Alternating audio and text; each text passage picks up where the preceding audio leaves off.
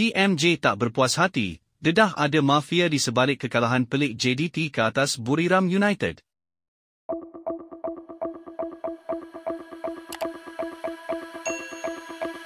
Pemilik kelab JDT Tunku Ismail berasa pelik selepas melihat kekalahan pasukan milik baginda di tangan Buriram United.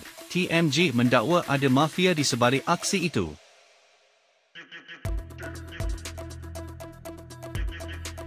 Ini selepas gol saat akhir Johor Darul Tazim yang tidak dikira oleh pengadil.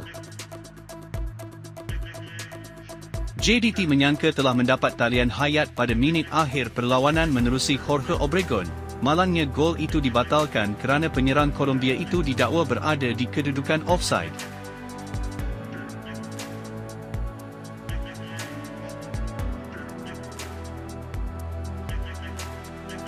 TMJ tak berpuas hati dengan keputusan pengadil utama Ahmad Al-Ali dan dua pegawai VAR pada aksi itu, iaitu Abdullah Jamali dan Abdullah Al-Kandari yang berasal dari Kuwait. Tunku Ismail menilai para pengadil itu seperti sudah dibayar untuk merugikan JDT pada aksi itu.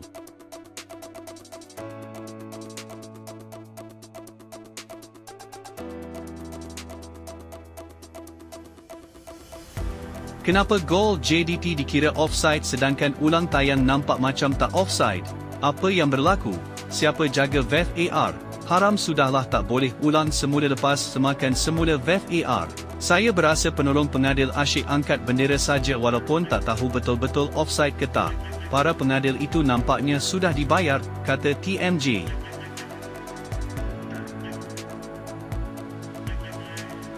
Walau bagaimanapun JDT harus menerima kekalahan ini dan terlepas peluang untuk mara ke suku akhir ACL Elite musim ini.